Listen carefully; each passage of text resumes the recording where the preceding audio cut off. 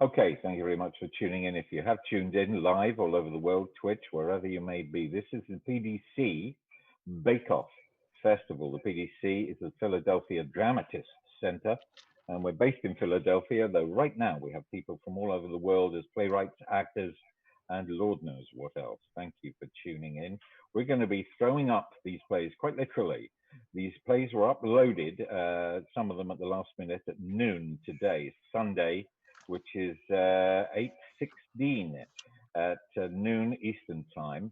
And we've been feverishly scrabbling through them and rehearsing for a couple of hours, and we're ready to go now. The playwrights who do not get into this particular iteration of the Bake-Off Festival will be appearing at the Free Fringe Philly Festival. That's Free Fringe Philly, I believe it's .org.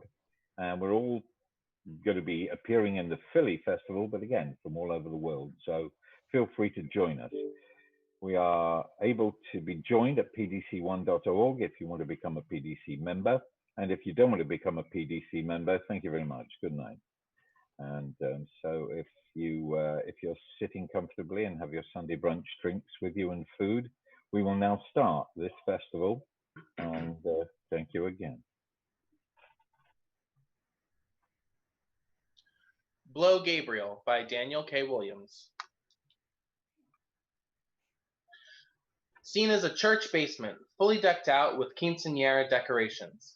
There are several folding chairs set up and a door upstage with church office stenciled on the frosted glass. Duma is sitting in a folding chair filling out paperwork. A trumpet case is alongside their chair. Metatron and Harahel enter. Harahel carries a trumpet case. Please fill out this audition form. You can include a copy of your resume with it, but no one will look at it if I'm being perfectly honest. Thanks. Do you know if... Restrooms. Past the pinata, down the hall, to the left. No, I was going to ask if... Just fill out the form and wait until your name's called, okay? Metatron exits into the office. Harahel sits down next to Duma, and Duma moves down a seat to put a chair between them. Do you know the answer to number 3? So, are you auditioning for Gabriel? I'm Harahel, Angel of Libraries. What's your name? Duma, Angel of Libraries? I didn't know there was such a thing. Well, not so much anymore. Lately, I've had to take any side job I can find. It's been exhausting. Yesterday, I lost a Guardian client because I closed my eyes for literally 5 seconds, and he walked right off the curb into oncoming traffic. Wham! Hit by an ice cream truck. That's a shame. Too busy playing games on his phone. He got Candy Crushed. Humans are so stupid. So it's a miracle this job opportunity came along. I never in my life imagined I'd get a chance like this. I mean, can you believe that scandal? I know they officially said it was a misunderstanding, but a friend of mine has this cousin who works on set, and he heard from craft services that they found 117 goats on his property. 117? Holy shit. I know, right? And now they're recasting, so I told my agent, you better get me an audition. But I haven't played trumpet since like 1500 BC. And now I'm low-key freaking out because if I don't get this gig, I'm back to podunk regional theaters playing the Angel in Angels in America, where I spent 8 shows a week, crashing through ceilings and making people orgasm when I talk to them. How are you so calm? Xanax, if I give you one, will you stop talking? Sorry, I'm not usually around anyone I can actually talk to. Can I have some of your water? What monologue are you doing? Tamora from Titus Andronicus, Act 2, Scene 3. I'm doing Tess from Touched by an Angel, Season 6, Episode 14. I'm sure they'll appreciate hearing something no one has ever chosen before. That's what I thought. Listen, I prefer to sit here in silence and focus before they call me into the room, so if you don't mind. Oh, yeah. So sorry. Thank you. I just like a little quiet space to focus before an audition. Oh, yeah, me too. Sometimes at home when I need to relax, I put on some Michael Bublé and change it to... Sorry. They sit in silence for a moment. Harahel reads from a paper a la Tess from Touched by an Angel. We all get lost in the darkness sometimes, baby. Even angels. And when you're so lost, no one can find you. Even those who love you the most. Really? Zophiel enters hurriedly, buzzed but not completely drunk. In your fucking F train, some asshole spilled curry vindaloo all over my jacket. Takes off jacket and looks around. You two here for the Gabriel gig? Metatron enters. Is that you? Zophiel and Metatron embrace and share a deeply passionate kiss. As I live and breathe. How long has it been? Zophiel pulls out a flask and takes a drink, passes it to Metatron. 10 years at least. Fuck, where did the time go? Why do you smell like vindaloo? Excuse me, when will we be able to be seen? And your name's called, like I told you before. So what's with that tacky crepe paper all over the damn place? It's a God. clown funeral? Quinceañera earlier today. There was enough crinoline here to choke a horse. I love rites of passages, quinceañeras, bar mitzvahs, walkabouts, waking up in a van down by the river after getting blackout drunk in a ShopRite parking lot. You know, Tim, I woken up in that van. There another room available? One that's quiet, perhaps? Restrooms are past the pinata down the hall to the left. Oh, Tim is a saint. Literally, Saint Timothy. No better place to battle a morning hangover than Tim's van. Tim is a godsend. He even taught me how to grow my own sage. The secret is the well-drained, loamy soil. All right, here you go, Zovio. Break a wing. What are you doing after this? You want to hit up the old haunts and find us some horny demons like the good old days? Oh, you rascal. Metatron exits into the office. Zophiel sits between Harahel and Duma.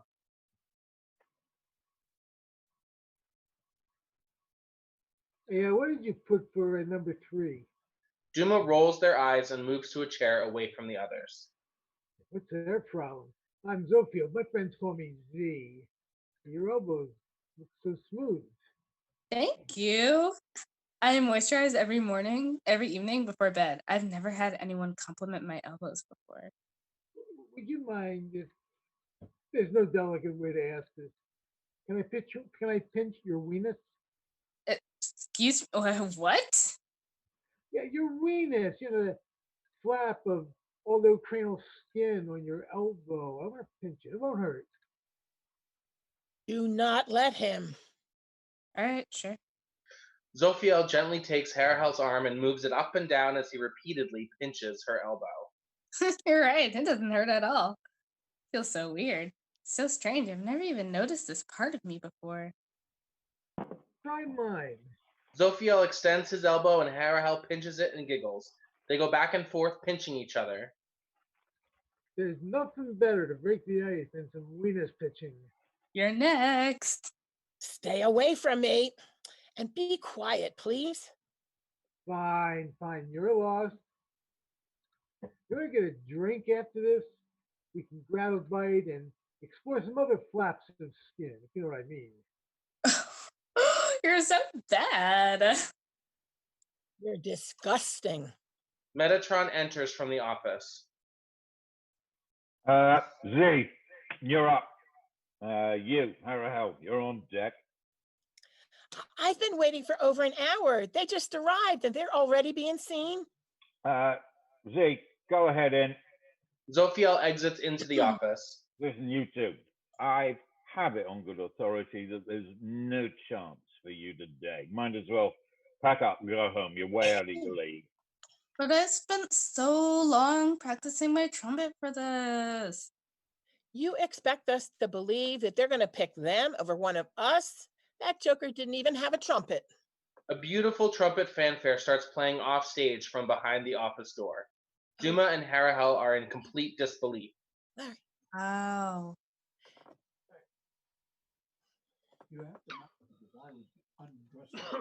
Yep, that's Z, all right. They can do things with their lips you could never imagine. The trumpet fanfare crescendos and stops. Maybe we should just give up. If I leave now, I can make it home in time for Love Island. Harahel and Duma both get up and start to leave. Suddenly, there is a crack of thunder and the entire room rumbles. Pictures fall off the wall, a bookshelf topples, the lights flicker. Zophiel can be heard yelling from behind the office door. I'm sorry, Lord, please. 2 bricks fly through the office window, smashing the glass and landing on the stage. Zophiel can be seen through the hole in the door. Zophiel opens the door and enters. I made God angry. Did you do? Oh, well, my monologue went great. I played my fanfare perfectly, and I was offered the part. And? I said I would only accept the part if I could marry Oprah Winfrey. Unbelievable. This Again? How many times do you need to know? Opera is off limits. You know how God feels about it. I know, but I thought that if there was ever a chance, this would be it. Yeah, let me go assess the damage. If you ruined this for me, you're going to pay. Relax. So you didn't do anything wrong. Relax, relax. That's all I've tried to do for the last hour. But you came in here with your 90s network TV monologue and community theater sob story, and I can't even hear myself think. Then this ass clown comes in and makes it even worse, pinching elbows and talking about skin flaps. I bet that wasn't even you playing the trumpet in there. I've had enough. I'm going in. Not if I get there first. I need this job. They both race for the door and end up in a scuffle on the floor. Zophiel tries to break them apart, but gets caught up in the fight. Metatron enters and observes the chaos for a moment. Enough! The others, upon hearing Metatron yell, immediately collapse into orgasmic ecstasy. Oh, did you really have to use that orgasm voice? Yell at me again. I'm gonna need a minute. The Almighty has made a decision, and it doesn't involve any of you. It seems the disease demand to marry Oprah gave our Lord an idea. Meaning we're currently in talks with Miss Winfrey's people. It looks as though she will be taking over the role of Gabriel. There's still a few details to work out and contracts to sign, but it's basically a done deal, which means you are all dismissed. Metatron exits. Thanks for ruining this for all of us. Back to the boards for me, I guess. What are you gonna do, Z? Zophiel pulls a paper from his pocket. Well, before I was thrown out of the office, I managed to snag Oprah's address and phone number. I'm going to go and pay my future wife a visit. You get a miracle, you get a miracle, and you get a miracle. End of play. Thank you very much, everybody. That was excellent. We'll just take a break. I'll take a look at the chat, and we'll thank you very much, actors. James, can I ask you to handle the waiting room? You can let people in now if there's anybody in there. And all of you, absolutely brilliant. Yes. Audience, just briefly unmute yourselves while we get the play ready, and I wait to see if get the note from David that we're ready. Thank you, everybody who was watching, listening. You can turn yourself on, and we can see how lovely you look. And as it's Sunday, brunch, drinks, you should be looking really happy round about now. Smile and applaud, please. Smile and applaud now. That's it. Smile. Just like me, look. Smile and applaud. And this is where, even if you just came in to the show, as it were, and turned yourself on, fake it. Okay, so it may be fake, of course. And oh, James Jackson is in the waiting room. I just let him in. We can hear somebody's noise there. I'm not sure what it is. Some of you might want to turn on your auto mute. There's a clever thing there. If you know how to do that now. Don't talk about it, because I'm sure the 38, 40 people in the audience don't want to hear you go, how do I do that? I bet you've all been in Zoom meetings where that happens, where you're sitting there and somebody goes, it's not in my top right hand corner. No, it's not. I'm on my phone. Yeah, I've been there too. David. Yes. How are you doing? Are you ready to put up the next play? I can share the Lady That's Life.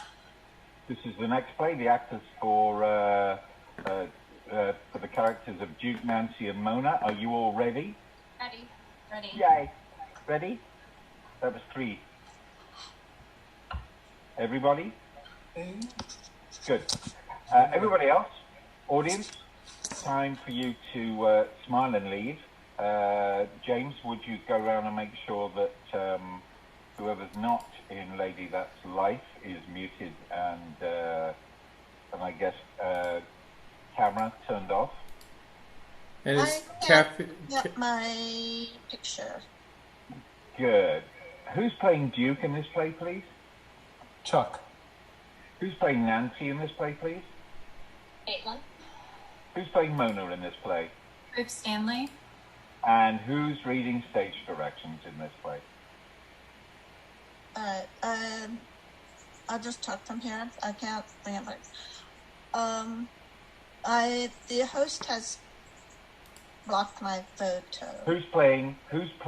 Sheila, we hear you. We don't need your photo. Sheila, who's reading the directions in this play? Would you like it to be me? No, Sheila was reading her own. All right, so we can mute everybody else except the co-hosts and those 4 people. And once again, if you've just joined us on this stream. Okay, I'm just reading the directions anyway. Okay, good. Right. Thank you, Sheila. Okay, everybody, if you've just joined us on this stream, this show, wherever you are coming into it from, this is PDC. Who was that? That was Sheila.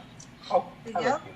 Okay, wait 1 moment. I'll just introduce you. How's that? Thank you again for tuning in to the PDC One Bake-Off Festival, which will mutate into a 24-hour festival later in September on the freefringephilly.org platform.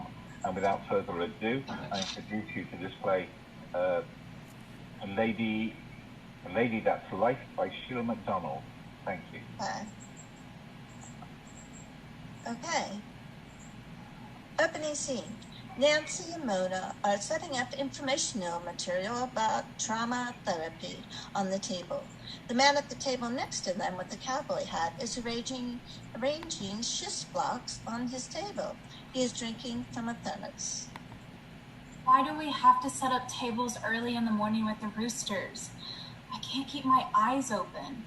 It's not like people will be getting up early in this town. They're all hungover and broke from gambling. You never know. They aren't all night owls here. Mona, can you hand me that clipboard? Mona? Do you have your hearing aid in? What are you pushing me for? Your hearing aid? Oh, the battery fell out. It must be in the hotel room. What about a spare battery in your purse? What? Oh, I left them in Wittahagen. What are they doing in Wissahickon, the park? What? I guess I left them in Niall's car when we were at the park. Sure. Well, look in your purse anyway. They probably dropped out. Ah, you're right. Finally. Don't get so cranky. It could be you. I'm not cranky. It's just, you are so disorganized. Don't try and psychoanalyze me. Hey, I didn't have to help you at this table. I could still be sleeping. I'm not going to psychoanalyze you. I'm sorry. Thanks for coming, and thanks for helping me this morning. We live so far from each other. I thought we could spend some time catching up in Las Vegas. That's all. Fine. I know. Why are you doing this table thing again anyway? You don't live here and you can't see your patients if they sign up with you. Yeah, even so, I'm offering some free counseling while I'm here. I'm sort of a philanthropist and I want to help.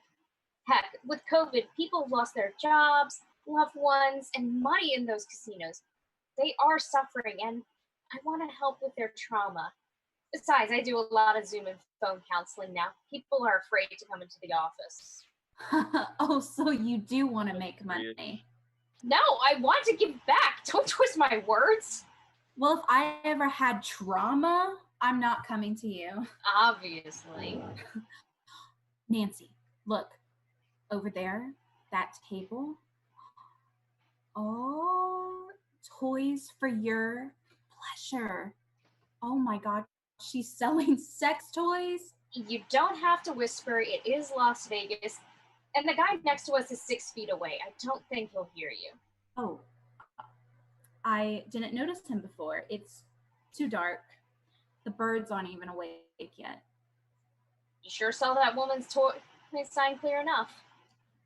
It was fluorescent orange. Everyone could see that. So, do you like the hotel?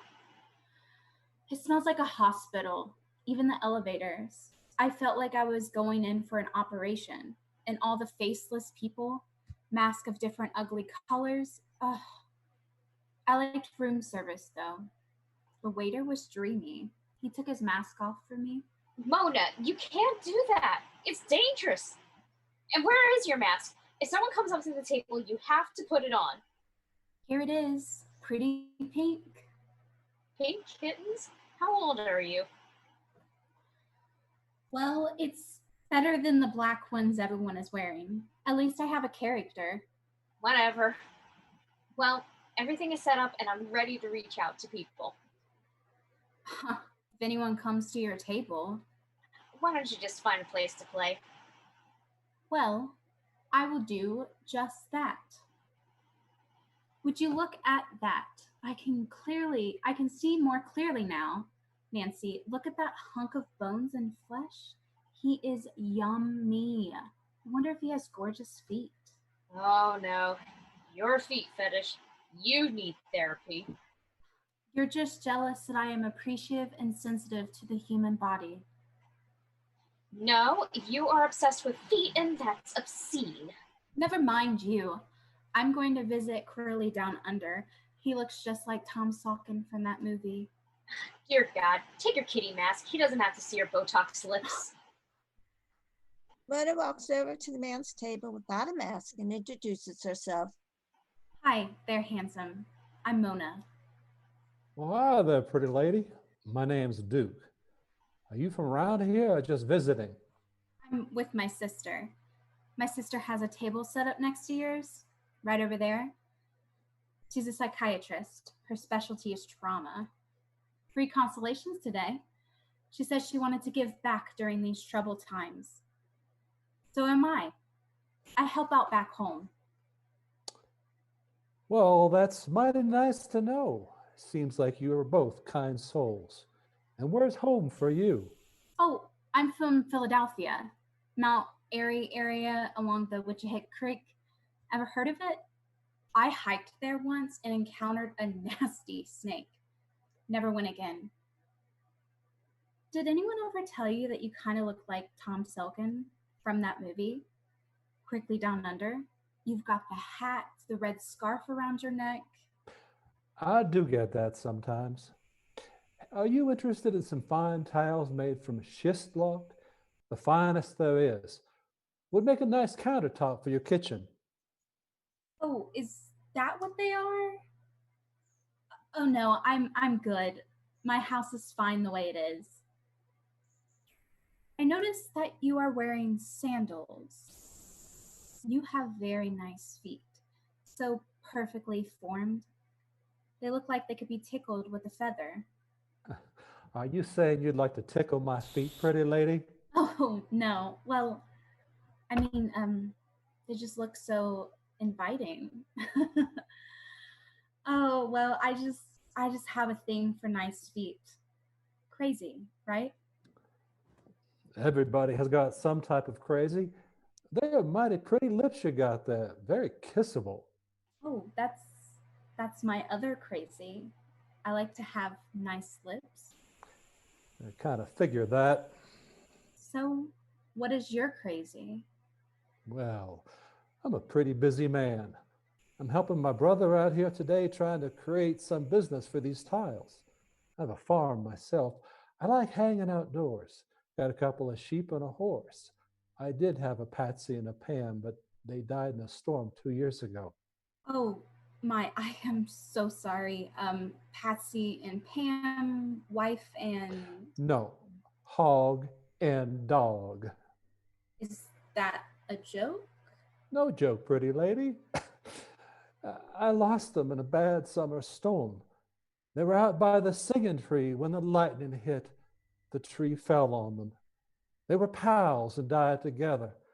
The tree and my two best friends gone in a snap. I'm still lost. I can see that. They both slept near the fire in the kitchen in cold weather. They were like sisters, inseparable. A hog in the kitchen. Uh, Interesting. Well, not all sisters are that close. Humans, that is. I would give my right arm to have them back. I get along better with animals than people. I'm beginning to realize that. But you, pretty lady, are an exception. I would love for you to see my farm. Sounds enticing, but I'm going home tomorrow. This was like a one-time trip. I'll let you tickle my feet. You said you liked my feet. Ah, you do have nice feet. So inviting. These are special feet. Oh, special how? Watch this. My feet are double jointed. I can spread my feet far apart. Oh, and the red warts are from the hog pit. Oh, God. Your feet look like Aquaman's feet. Are you an amphibian? No, just different, that's all. They would like Wickashana Creek. Sorry, I didn't mean that's a joke. Guess it's just me and the empty house then, and the ghosts of Patsy and Pam. See you, pretty lady. No, I need to check in with my sister. You should talk to her about your loss of Patsy and Pam. She can help you with that. You're back. How did it go, Miss Sleaze? Did he like your lips? Please, no sarcasm. I'm going to puke. What, you didn't like the Tom Selleck imitation? Stop it for once. I'm really going to be sick. Jeez, I'm sorry. What happened? I am cured of feet forever. Forever. He's gross. His feet are gross. He is somewhat demented. Good patient for you, but I need a drink. I need a jug of alcohol. Is he looking over here? No, he's sitting down with his head in his hands. What did you do to him? I didn't do anything to him. He's mourning over Patsy and Pam. Patsy and Pam? His dog and frog. His dog and hog? He let a hog sleep in his kitchen with the dog. His feet has warts on them from the hog pit. He had double jointed toes and feet. He spread them apart like Aquaman. I will never get that image out of my head. I'll never look at feet again. I'm gonna puke. You've been traumatized. Stop with your analytical shit today. I need to throw up, and then I'm getting a jug of liquor. He needs your help. Okay, go talk to him. I'm out of here. Is he looking over here? No, he isn't. They don't have liquor this early.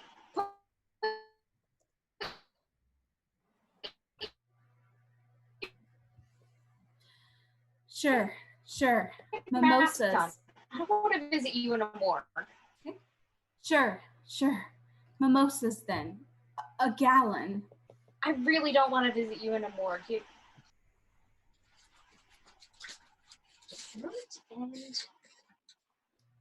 Hi, I'm Mona's sister, Nancy. She mentioned you were hurting from a deep loss. I can help you with that if you like.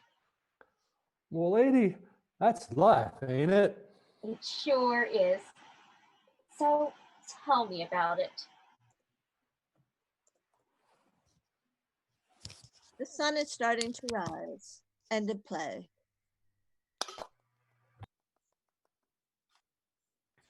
Thank you very much, everybody. A big round of applause there.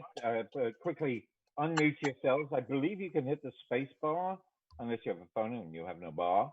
And if you're not in a bar, it's Sunday. What are you doing? So round of applause and a smile. Wave that hand. If you don't want to turn your sound on, you can turn your camera on and go, whoa, or something less silly. But if you want, thank you very much, Lauren. I think that was. And whoever made that whizzing sound, thank you very much for that. That was, I hope you did that sound effect in place. once again, it's the PDC Bake-Off, which is one of our annual events, where we get people to write plays in 72 hours for the PDC1.org. Yeah, check your hair, everybody. Just make sure you look good, will you? Turn your own camera on yourself and just do all the nice stuff. I have a big mirror here, which I sometimes just look at, and I lose myself in it. And anybody who believes that, I have a bridge to sell you. PDC1.org is the Philadelphia Dramatists Center. We can help you. We can help you develop plays, however, whether you're new career or whether you're really experienced and think you know it all. Like as I get older, I realize I know absolutely naff all. And I think you'll find that when you're younger too. Thank you for tuning in. Thank you for being here. Thank you for applauding. I see we have at the moment 38 participants. That's on this chat. Just to remind you, we're being streamed live thanks to our new Vice President and Master of all tech, James Jackson. He is streaming us to parts of the world that many of us have never heard of. Yes, you're that famous. So when you do, and you will, find yourself with your finger up your nose, remember, somewhere in Belarus, somebody's going, oi? I'm not sure that oi is the word because I don't speak Belarusian, but someone's watching you. This will also be available for restreaming after this broadcast. So your finger up your nose will live in perpetuity on the internet because, ladies and gentlemen, the internet is forever. It is forever, ladies and gentlemen, but remember this.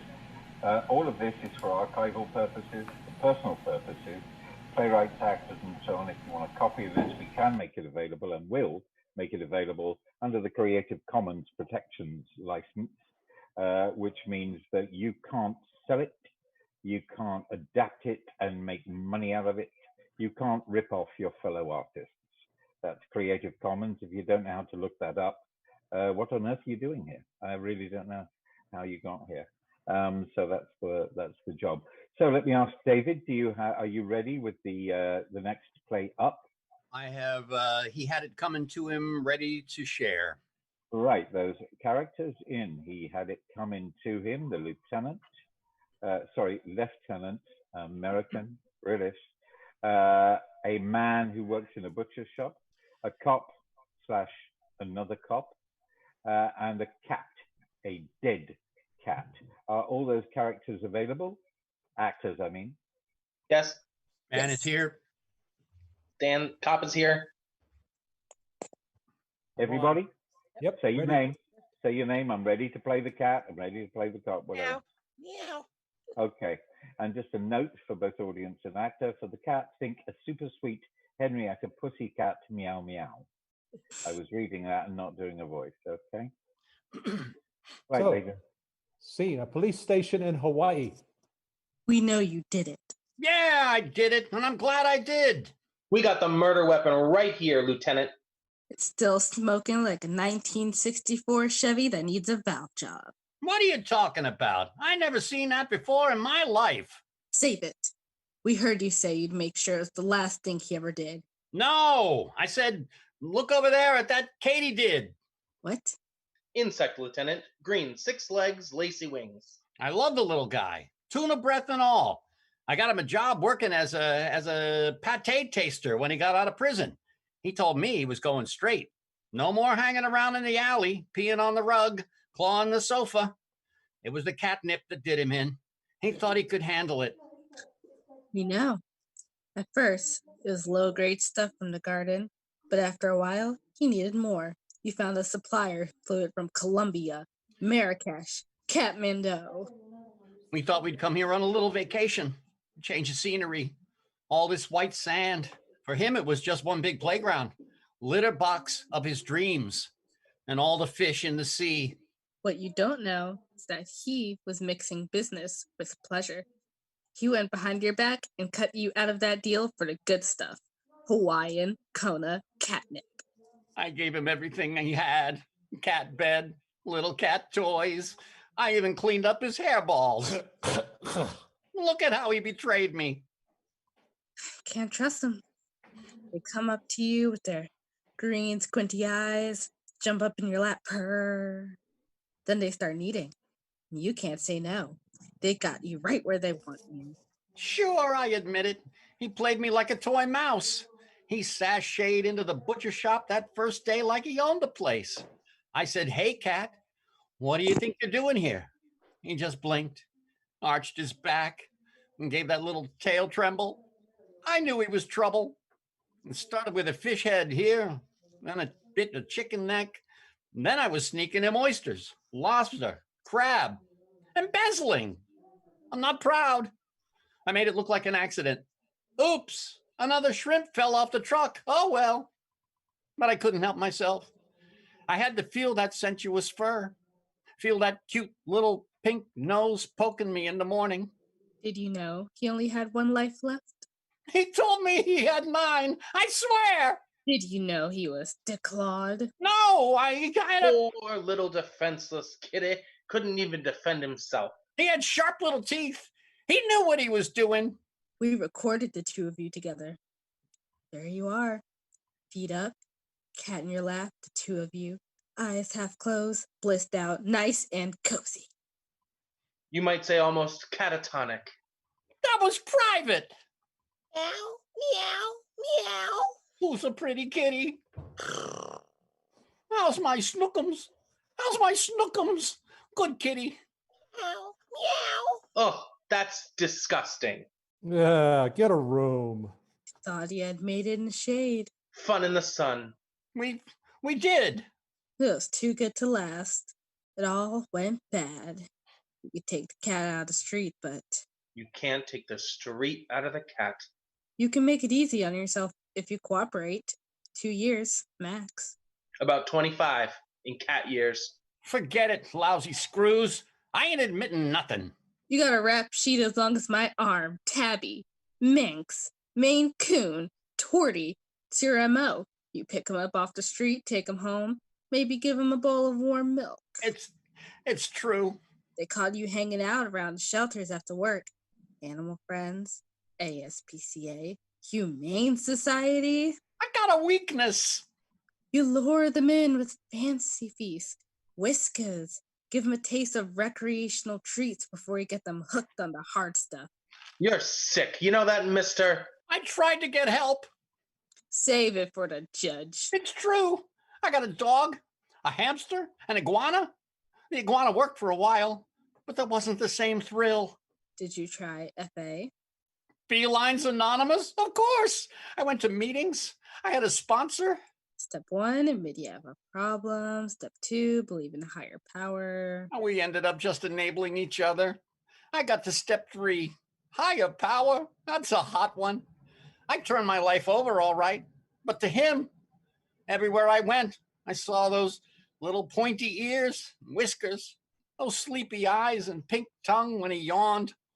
I come home early just to be there when he woke up. I brushed his fur. I let him sleep on my pillow, lick my face with his rough tongue. I let him knead my leg with his claws. Those exquisite, sharp claws. I scooped the litter box 8 times a day. So, OCD. OCD, Lieutenant? Obsessive cat disorder.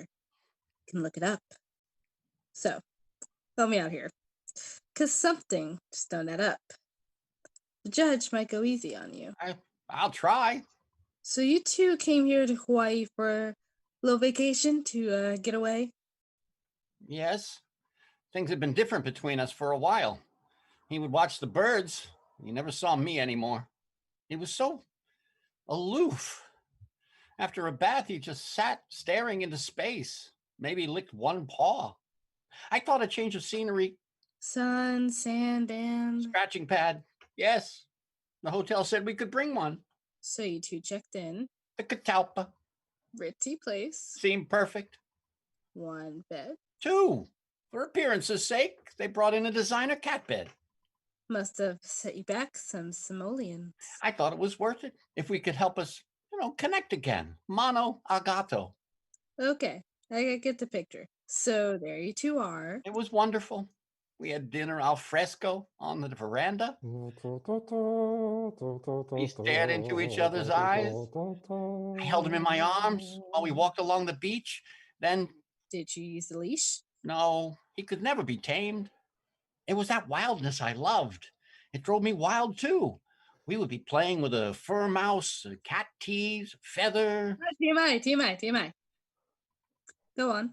Suddenly he would get that look in his eye and start chasing his tail, run in circles and stop and stare at the ceiling with a wild surmise. Surprise? No, surmise. There we go. Exercise. CC. Lieutenant?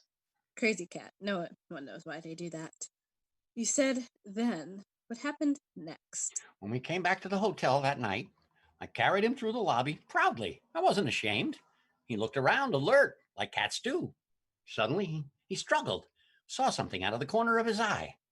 A bird? Another cat? Pink hamsters. What does it matter? Probably high on the stuff. I don't know. He jumped out of my arms in a flash. That's a cat for you. Lieutenant? 1 minute they adore you. You're the most important thing in the world. Next minute, you're gone. No loyalty. Now you take your cocker spaniel, your beagle, even a bunny. Okay, buddy, I don't mean to rub it in. The cat takes the powder. He's on the lam. What do you do next? Prayed to heaven. I pleaded. Said the catechism? Anything to get him back. Now you want your higher power. Never was a praying man myself, but takes all kinds. Did you tell the house sick? Call the local police to report a missing felinus non gratis? All those things. I was devastated. Here I was wanting a quiet vacation together. Suddenly, I was alone again. Naturally. Thought I'd found my ideal companion. And now he was out there by himself in the dark on a tropical paradise. Who knew what was on his 1 ounce mind? What was he planning? It was nothing short of a catastrophe. Yeah, they look so innocent with their wide eyes. So you've been there? Been around. Felix, Garfield, Hobbs, poor Calvin. You never can tell with cats. I trusted him. He betrayed you. Yes. You were angry, devastated. Yes. All that rage enough to kill him? No! Never! Believe me, I never meant it. Officer, hand me the report. Here, Lieutenant. At approximately 11:35 p.m., the deceased was found by the side of the road, paws in the air. We had the motive, the means, the MO. We found the gun. Smoking? No, I quit. Thanks. I submit to you that you found a cat that was stepping out on you. No. Slinking along the fence, knocking over milk bottles, pooping in the neighbor's garden, and more, was making deals behind your back. We traced deposits to a Swiss bank account to the order of a Cato Cataline going back to a year. Sounds familiar? You are a front man, a dupe, a convenient excuse, mister, a means of traveling to Hawaii. I can't believe it. Oh, you believe it. With the certainty of we found the gun. Our Lurophile, who realizes he's not the first and only owner. Thanks. That there were, and maybe are, others. What's more, you planned it. Oh, you were clever. You followed him, staying just out of sight like the fog coming on little cat feet. Lieutenant. What? Not now. Just getting warmed up. We're going to throw the book at this chump for a catricide. The whole kit and caboodle. We'll put him away so long they'll have to invent another calendar. Like the Mayans? Similar. Based on an 18-month year. Lieutenant? By the ghost of Tutankhamun, what? This guy's not the murderer. We got the autopsy results. Claw marks. We think it was a gang of Southeast Asian cats led by one Katsuki. Siamese? Worse. Japanese anime. Bravo. Thank you very much, everybody. So many gags, so many cat jokes, so little time. Absolutely. Thank you all. Just can't stop. Thank you. You just can't stop the feeling. Let's all do Justin Bieber. So let's wave, shout, smile, show facial happiness. I see John Bastian there smiling behind his fingers. That was very nice. It came over even on my tiny screen, John. You did this sort of like, and that was great. Yeah, exactly, right. Thumbs up is also good. So the next play, which I'm currently pasting in the chat to David while he prepares that in the background. By the way, brilliant acting. If any of you have ever done this, have ever, by the way, AJ, the light behind you makes you appear like you're living in a pool of darkness while your fan is flashing beautiful lights above you. It's a great effect, but I would think probably looks better on a really cool rap video. But so if you've got any light that can fill out your face, that would be cool. Oh, super cool. Look at that. She's with one flick of her fingers. You're a lighting technician. So if any of you have ever done this, read a play that's been thrown at you and had like maybe 30 seconds to prep for it, you'll know what it's like. And to know that you're in front of an audience, you'll know what that's like maybe, or maybe you won't. It's great fun. I find it great fun. As a playwright, I love it. I like to have more prep time though. David, you let me know when you're ready. I like to have more prep time. What we do with the PDC is we help you prep for a staged reading. We're good at that. So without further ado, are we all ready for the next play? If you'd like to bring those people on in, David, and make sure that the cast and characters are available. We've got Lorraine, Oscar, Archimedes, Molly, and Lloyd. If that sounds familiar to you, please enable your audio and your video. I'm here. Who is that? Caitlin as Lorraine. Lorraine is here. Is Oscar here? Who's playing Oscar? Tiger Oscar Fish, Oscar? That's me, Steve Niles. Steve Niles is here. I am Archimedes. Archimedes is here. Molly? Lloyd. Molly is Caitlin. Molly is Lloyd. Caitlin. Lloyd, Pet Catfish. Who's playing Lloyd, please? Present. Which Caitlin? Present, Another sir. Caitlin? Steve. Whoever was Caitlin. You're Molly. Oh, Yeah. super. Super. Then we're ready. That was Steve Lippy as Lloyd. And who's reading stage direction? I don't know. Anyone muted for that? All right, I'm reading stage directions. And thank you all for tuning in. PDC1, Bake-Off, super fast 72-hour playwriting and 2-hour rehearsal. Maybe we got those times a little bit the wrong way round. We'll see, shall we? My name is Mark Knight. This is the rest of the cast. Circling the Tank by Emily McCann, cast Lorraine, a freshwater angelfish, Oscar, tigerfish, Archimedes, a freshwater gar, Molly, a common molly, Lloyd, a pet catfish, and the setting is a freshwater fish tank owned by Wallace Chandler. And here we go. Setting, interior of a large freshwater fish tank, oversized model castle with hollow interior stands at center, rock formations, fake coral reefs adorn the rest of the stage. A life-size dashboard hula dancer sways gently to the left of the castle entrance. A life-size snorkeling tourist figure stands next to a plastic treasure chest. The gentle sound of a bubble filter plays in the background. At rise, Molly, Archimedes, and Oscar are attempting to catch a glimpse of Wallace's movements through the front of the tank glass. Lorraine is reading a magazine. Lloyd is pouting inside the castle. Can you tell me what he's doing now? No, he went down the hall and he's out of sight. Of course, even if he were in the room, this glass is filthy. Never been this bad before. Wonder what he's up to.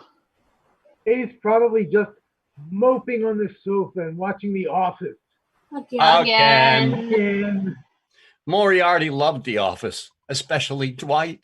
He was such a nice fish. They all glance up as a dark shadow drifts over their faces from left to right. The corpse of Moriarty is floating around the top of the tank, unseen by the audience. Anyone else think it's strange that he's still in here with us?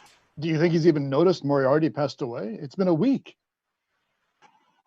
I'm so sorry, Archimedes. Yeah, sorry. Wallace has been going through a rough patch.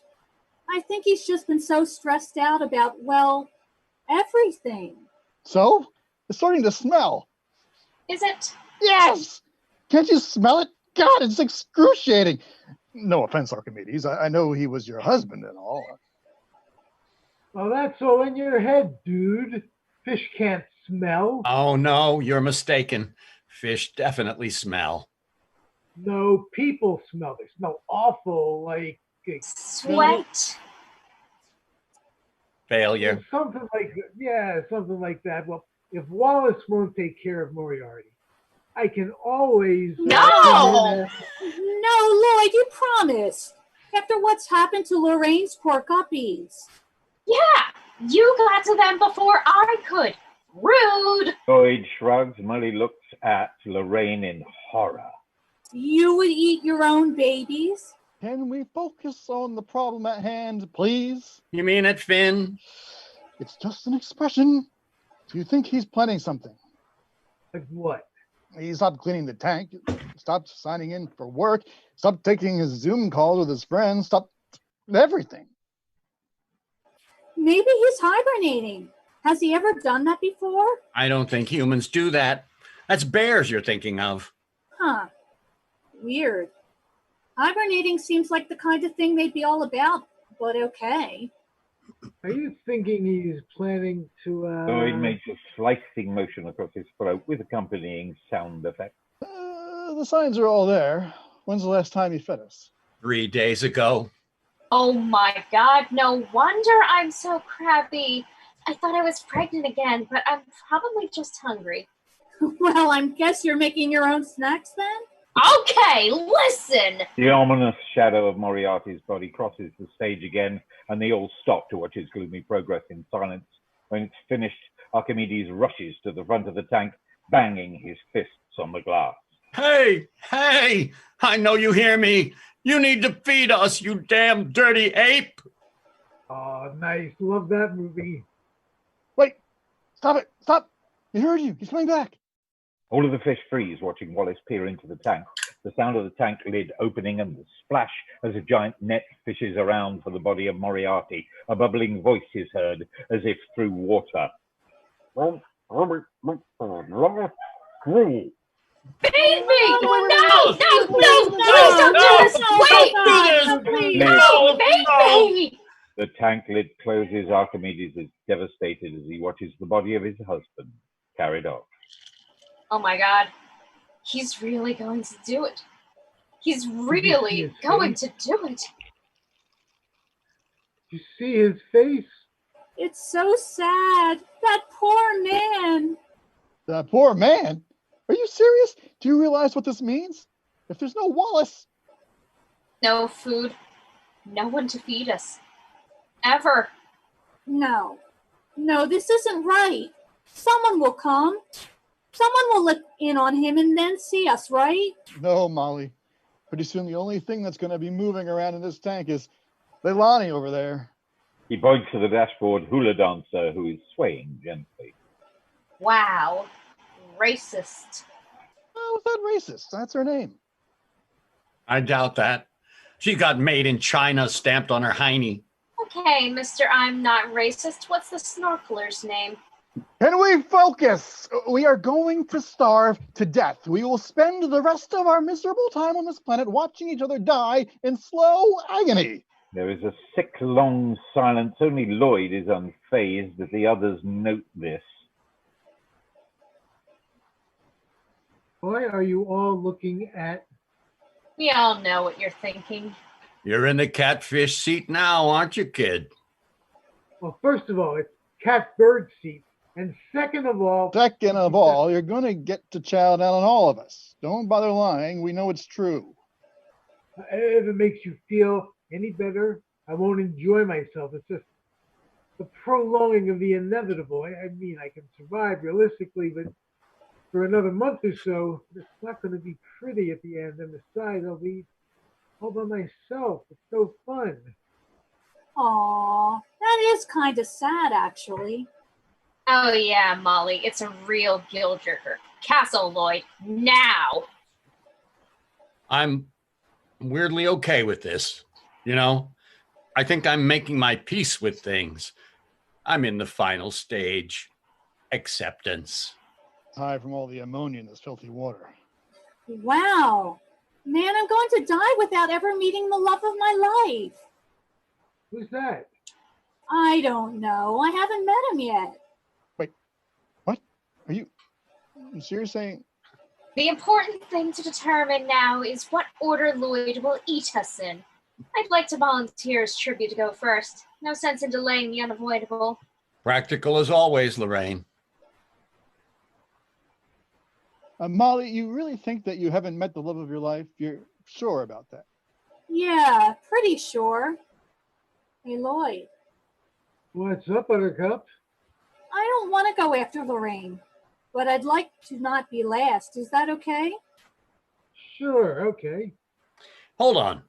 I don't want to go last either. Oscar pulls Molly to the side near the treasure chest. Lloyd, Lorraine, and Archimedes continue to negotiate who is going to be eaten last. This isn't how I wanted to tell you. I don't know why I waited, but now the world is ending and... Really, Oscar? I remember the very first moment I saw you when Wallace lowered you into the tank. You were so energetic and swimming all around, exploring absolutely everything.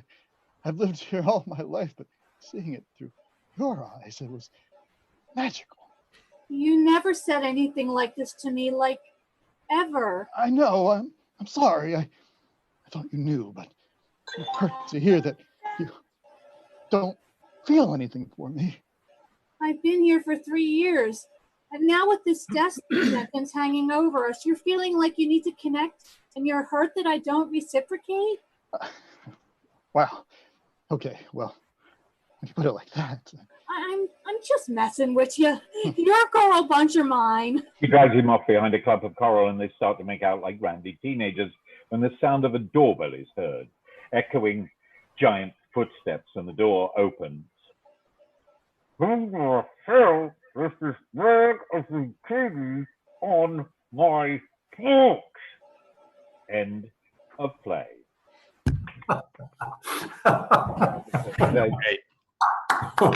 We do it all here, ladies and gentlemen. International authors, international playwrights, fantastic acting from all the wonderful sound effects of the man speaking through water. That was good.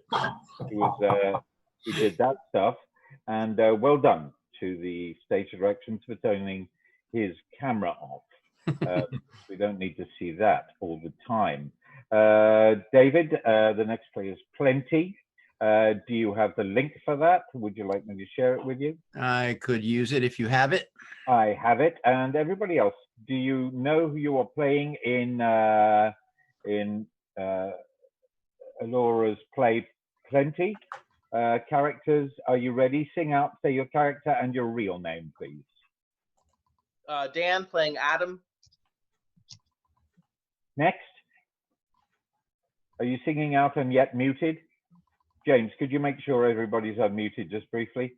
So it's just two characters, Adam and Billy. Adam and Billy. Who's playing Billy in Chuck? Plenty? Chuck. Chuck, yay. Okay, I'm Chuck. here, present and unaccounted for. You are now accounted for. And who's going to be reading the stage directions? I'll be reading the stage directions. Lauren's reading her own stage directions. Everybody else, you have Plenty by Lauren Volpone. Adam and Billy played by Chuck. And was that you, Daniel? Sorry, names going out of my head, even as I get older. Thank you for tuning into the PDC1.org Bake-Off. And will you, everybody else, mute yourselves if you're not those three people mentioned. Please mute everybody, please. One meeting, comrades. Thank you. Just mute yourselves and the three of you go. Thank you. Adam sets containers of water beside a pantry door and a rundown bar. The windows are boarded up, no customers in sight. He is young and sweet looking. There is the sound of metal scraping on the doorknob and the door opens. Adam pulls out a shotgun from underneath the bar and points it at the intruder. Get back, you fiendish, hellish, malevolent beast! Billy presses his back against the wall, hands in the air. Oh, Billy, it's you. Come on in. Let me pour you a drink. You were expecting someone else? Had a run-in with a few of the monsters earlier this afternoon. Just some damage to the door frame from their claws. Nothing serious. If I had known it was you coming in... You'd have pulled the trigger. You're hurt. He rushes to Billy's side and helps him toward a bar stool. Did one of the beasts get you? A beast did. Myron caught me trying to take some food from his garden. Got me in the leg before I saw him coming. All I wanted was a tomato. Another. Is it serious? Not for me. Myron's going to have to breathe through his mouth for a while. Broke his nose. I'll get some bandages. Don't bother. I had worse. Could get infected. And I'll escape this hellscape a little bit sooner. Myron should have never done that to you. He did what he had to do. If someone tried to take my food, you'd best believe they'd regret it. It's every man for himself out there. We could still survive this. There's no we anymore, kid. Society is a thing of the past. Well, you and me could still survive this. I've got nothing left to trade. No food, no comfort. We'll figure it out. Another. I wouldn't have picked the lock, but I thought you'd have left with the others. Greener pastures in a guarded community down south where it's warm. Not many of us left up here. Not me. This is home. My dad left me this bar when he was retired, before he turned. You don't have to say it, son. You were a good friend to him. He was a good man. What do I owe you? Just some company. I can give you 2 cigarettes and a few bullets. Those things will kill you. The doorknob rattles. Billy and Adam watch it. You locked the door when you came in? Didn't survive this long leaving doors unlocked. Adam puts his hand on the gun, the rattling stops, and he takes it off. Besides, I'm well set up here. Last pub at the end of the world. Miles away from anyone to find me, rob me. Dad was a prepper, so I got plenty of canned goods. He collected clean water, so I got that stored in the basement. Even have a filtration system set up out back to collect rainwater. He opens the pantry and begins to put the water inside. Billy takes him the canned goods piled high to the ceiling. I didn't realize you had such a nice setup here. Enough to last a year or more, at least. I haven't had a real meal in weeks. Black beans, yams, peas, beets. Is this your full stock? Well, I got some down in the basement, too. That's a lot. I'm lucky, I guess. But I have to say, I'm happy to trade a few shots of whiskey to hear someone else's voice. You get used to the silence. Leans forward, his hand moving toward the gun.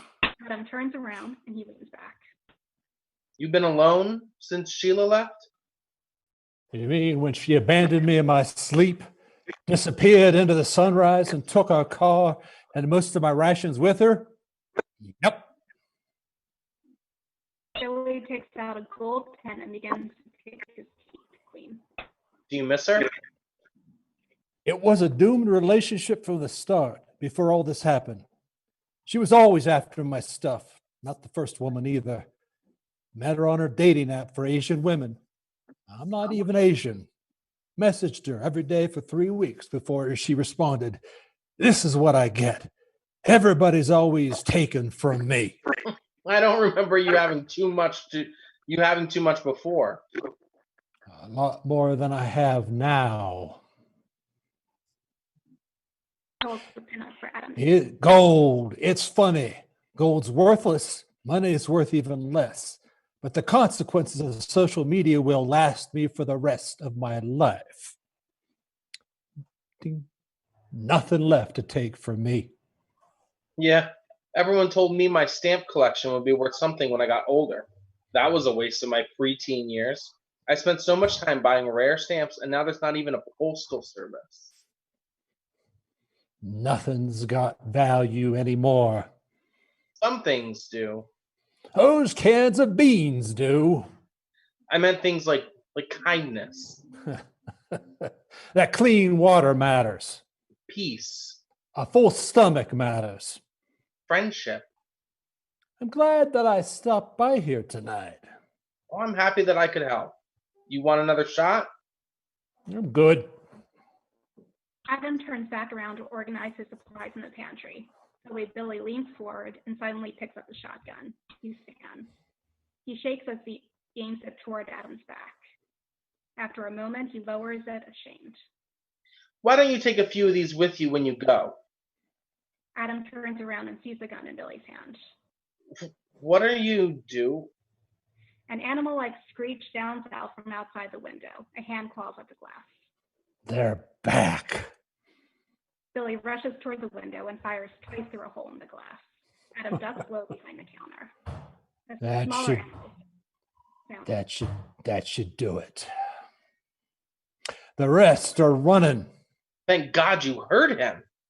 Heard him? And then when you picked up the gun. You said you were going to survive this. Billy limps back toward the door. He lifts his injured leg up in the seat and winces in pain. He leans his head back and closes his eyes. I said we are going to survive this. May I? The gun? Yeah, of course. Sorry. Adam puts it underneath the counter. You're bleeding. I'll be fine.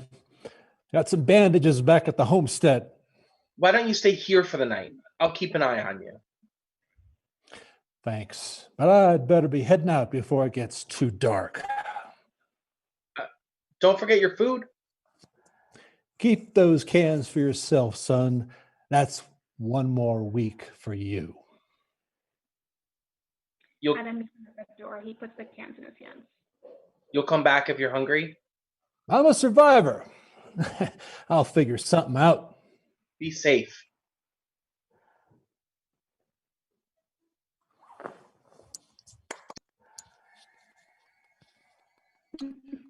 Bravo to all. End of play. Our host apparently is either off the planet or has muted himself, not knowing. Butcher, Cat, I'm offline for 10 minutes. So Mark is off screen for a little bit while. Thank you all to everyone who read or wrote plenty. Luckily, we have me as well. I can do good. Some co-hosting duties if you want to pass on some info. The next play up is Sand Cat by David B. Dale. There's no one to send me to it, so I'll find it on my upload script page, I hope. If everybody, I will go ahead and mute. If you could unmute yourselves and then provide a... if you're a character in this play, go ahead and identify yourselves and leave yourself unmuted. David, link to Pat is in the chat. Very good. I'll be back at the end of Sandcat. Quite all right. I have some family to go and tell them I love them. Sure. Yeah. No, it's right. You don't see your daughters every day. Thank you for the note, Nora. Yeah, I know this particular mic is quite noisy. I don't have a different mic hooked up to this particular computer, though. We have only a cast of 2 for Sandcat, and I will handle the one brief stage direction at the very beginning. So Larry Beck is my butcher, and Larry, are you you're ready to go? And Nora, you are my cat. You can hear me? Yes, I can hear you. Good. So I think we are ready to go whenever everyone else is ready to go. And that would be the go-ahead. Sandcat by David B. Dale. my pen name in honor of my mother, Bee, and my father, Dale. There are just two characters and a very simple scene. The beach, the butcher, is alone on an empty beach. He is blind and learns about his environment by smelling things, by listening, touching, and tasting. He fears the big cat with whom he shares the beach and gambles his life on the bold choice to shoot the cat within smelling distance. He has a gun. The cat is intrigued by the butcher and observes him at length and from a safe distance, usually. She poses no actual threat to the butcher, but may die anyway. We start sorry, on the beach. I'm sorry, someone has stopped my video. It says that the host has stopped my video. I can just keep going with a voice. Nora? Yeah. There. There. Oh, good. Oh, good. Phew. Okay. Very good. Yep. All done already. Excellent. Butcher. Yeah, pardon me, just one moment. Could we please, you said there were two characters only? Larry, Beck, and Nora, and I am finished talking.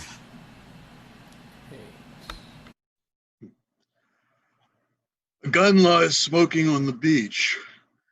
The gun I fired, just once, has left my hand and now lies smoking in the sand.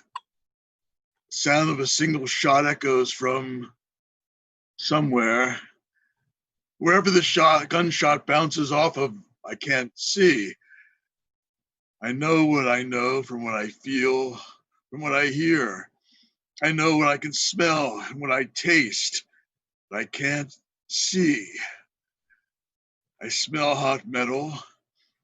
I smell spent powder, acrid and smoky, and a bit like boiled eggs. I hear the ragged breathing of the cat. And I think I hear, the blood squirting from an open wound. I've been shot by the only human being I ever took an interest in, except as an adversary or as a threat or as food. This stretch of beach was neutral ground, I thought, not my natural habitat, but also not his, a place where we could coexist, let live and take what came our way. A gun like the one I shot makes the sound of a bass drum with force by the fat end of a drumstick, or so I would describe it. Not a bass drum struck by a pedal-operated mallet of durable felt, but something harder and brighter that quickly fades, unless it echoes in the heart. He's clearly blind from what I've observed, and yet until today he'd found enough to eat by foraging. On hands and knees, his nose sometimes, and at other times his ears pressed to the sand, then digging up what he smelled or heard. I hit her good. She went down hard. But we're not finished here. Blood from an artery can be heard. It crackles from the wound like the first stream from a hose that hasn't been used all winter. And on this beach, where there's nothing to hear but the folding of little waves onto flat water and the sucking sand, I hear the squirt of blood through the flesh of the cat. The sputtering coughs of the artery loading for another spurt. He doesn't fish, which at the beach can make the difference between eating and starving, but I understand. I wouldn't enter the water either if I couldn't see the shore. His sense of smell, his hearing would be useless in the sea, so he's made do, as I have done. A mountain lion without a mountain, a man with nothing, really, with a gun. I smell it now. Her hot blood gushing from the wound, wetting her pelt, no doubt, and soaking into the sand. I would save it if I could, the blood, for its nutrients. But she's not dead yet. And she might not be friendly, so I'll wait here and listen. I watched him from a little rise the day he found my track, foraging for clams or crabs, making his way on hands and knees along the beach, his nose to the ground. He smelled my paw print before he felt it, and then, as if it might claw him, he traced with his fingers lightly the deep imprint of my great weight in the sand. What must have been like to learn that he was not alone. I knew from the day I felt her print that it would be her or me. The paw was the size of my hand. She is a massive cat. She had broken the crust of the sand that had dried when the tide receded. Sand inside the print was loose and recently disturbed, so she was near. And she knew to stay downwind. She was perhaps observing me.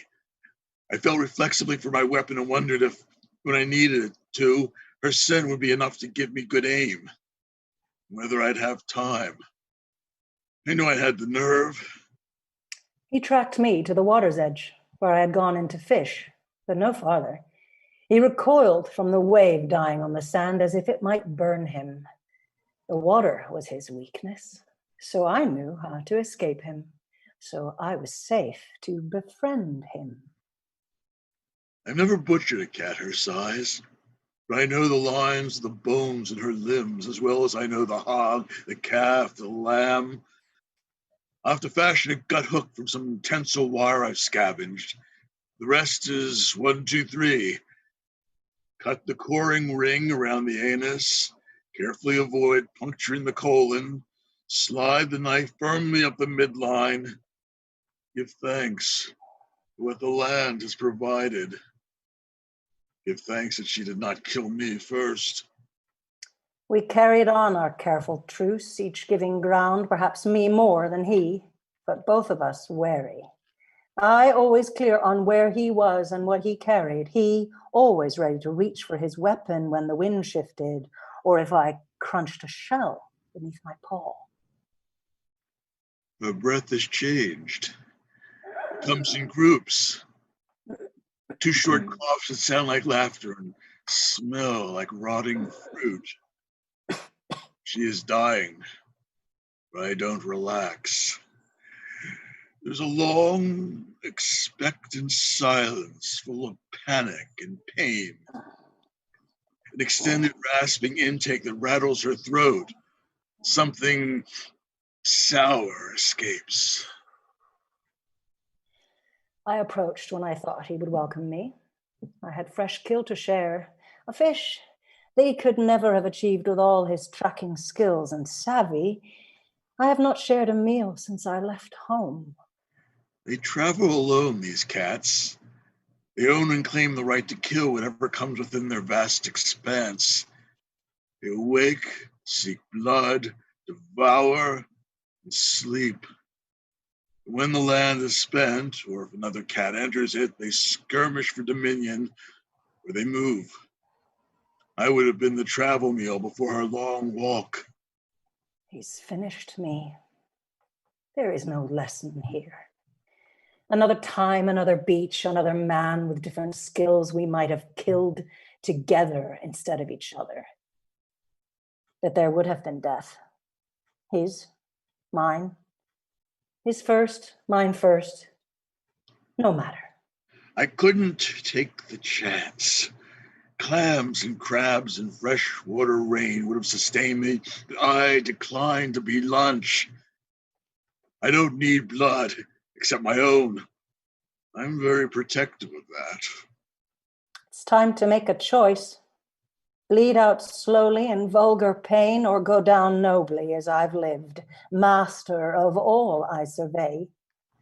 I'll summon my strength and rise and make enough noise to help him find me.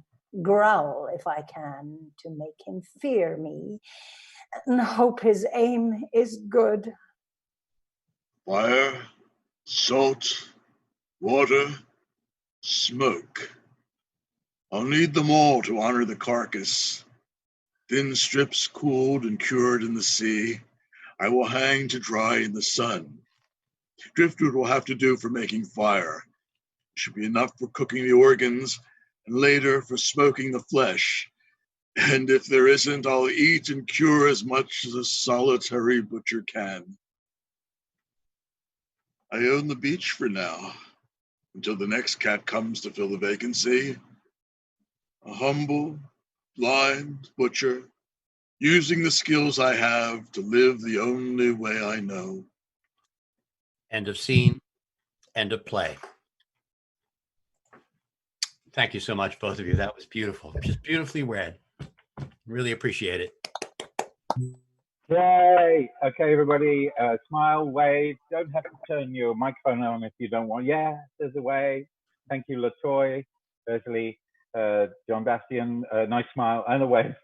And Steve Lippy, and smile. Good. Yes, I was back. I am back. I was with my children.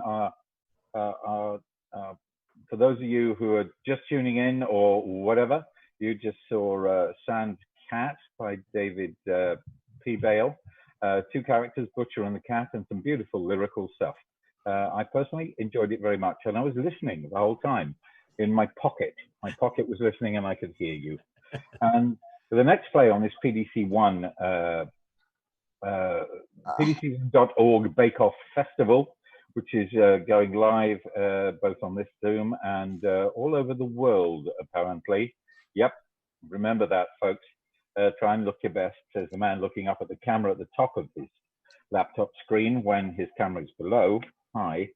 The next play is Play Gear by Stephen J. Niles. The characters are Gideon and Seth, and Gideon's wife in this is played is Leah.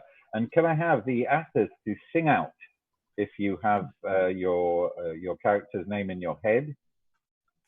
Before we move on, Mark, it'll be fine to go ahead to Plague Year, but we will have skipped over Walking Warm. So we'll need to blend that back into the sequence. Yes, we will. And I've got that down here on next up. Good.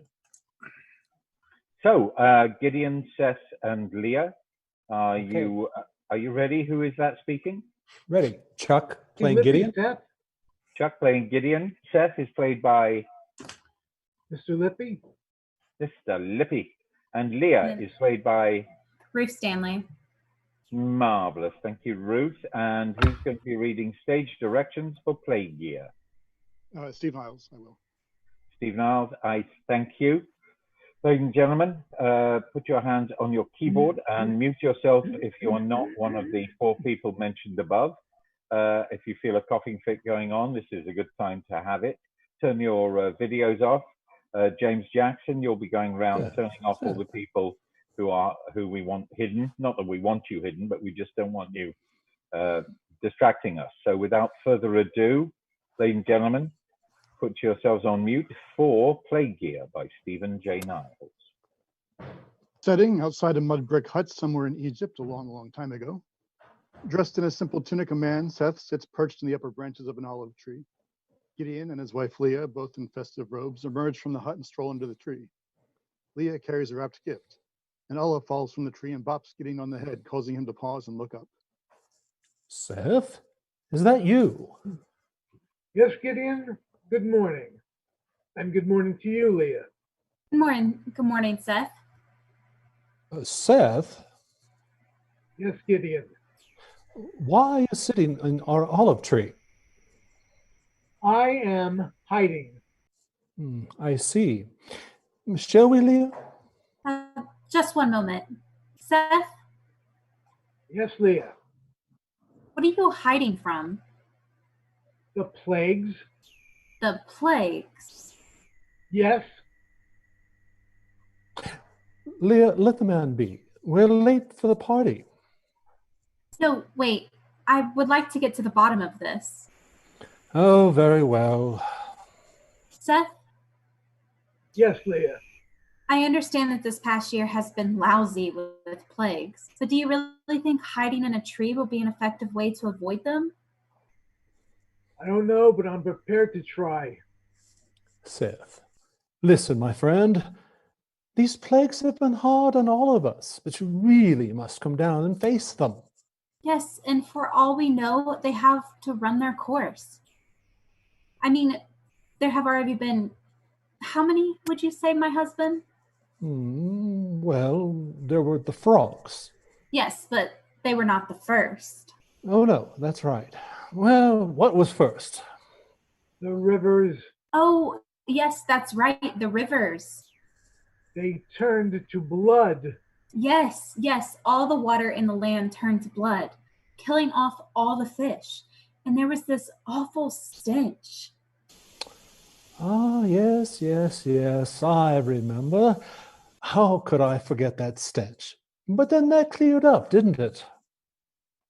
And then came the frogs. Indeed, slimy little things, constantly underfoot. Everywhere you turned. Frogs, frogs, frogs. But that wasn't so bad, was it? I mean, once we started eating them, they were rather delicious. If prepared properly. You became quite the deft hand at fricasseed frog legs. Oh, you're too kind. But you remember what came after the frogs, don't you? Oh, what did come after the frogs? Was it lice? Or gnats? It's all a blur. Indeed. So was it flies after that? Or rampaging animals. I honestly have no idea. I really thought Priya would have caved to the demands of that upstart Moses by then. From what I heard, he nearly did. No. He promised to let the Hebrews go down into the desert as long as they didn't go too far. So Moses prayed to God and the flies went away. Or the rampaging animals. Whatever it was. Yeah, but the Pharaoh reneged, didn't he? Yes, well... You see, what we need in these uncertain times is a leader who's up to the task, not flip-flopping, letting his people go 1 minute, hardening his heart the next. Now, to be fair, some say God made his heart harden. Don't believe the conspiracy theories. Seth, cool yourself. You're getting worked up. Of course I'm getting worked up because you remember what came next, don't you? Pestilence. Pestilence. All the livestock dead. And you realize what that meant for me, don't you? I lost my job. I didn't know that. What happened? I'm a camel castrator. All the camels died. No more camels, no more knobs to lop. How colorful. So there I was, jobless in a plunging economy with the worst plague that comes. The boils. The boils. You could have taken some precautions. Oh, I tried. As I saw the boils erupting on man and beast alike, I gathered up as much personal protective equipment as I could manage, but the resources were scarce. The best I could manage was a tiny PPE suit, barely able to cover me. And then, bam, boils bursting all over my body. It was horrific. The pain was excruciating. I remember. Hebrews made it out all right. Yes, you notice how everyone in Goshen makes out just fine. Something is up with that. Some say they're God's chosen people. What is up with you and the conspiracy theories? Jesus Christ. What was that? Nothing. So, was it the 3 days of darkness next? I think so. No, it was the hail. Oh, yeah. Massive storms, deafening thunder, huge chunks of ice raining from the sky, obliterating everything in their path. Band after band of storms rolled through. Just when you thought it was over, new bands came through. How could I forget? Silly of me. I mean, after a while, you just kind of get used to it. All the death and destruction, you just kind of go numb to it. You know what I mean? Totally. It's sad, really. I know. Oh, and the locusts. Oh, right. After the hail. Came the locusts. Then the 3 days of darkness. Yes. Wow. That was a lot of plagues. How many was that? 7, 8? 9? I lost count. Me too. Well, that's got to be it. You would think so. Didn't Pharaoh make a deal with Moses during that dark spell? He said the Hebrews could go if they left all their flocks and herds behind as a pledge.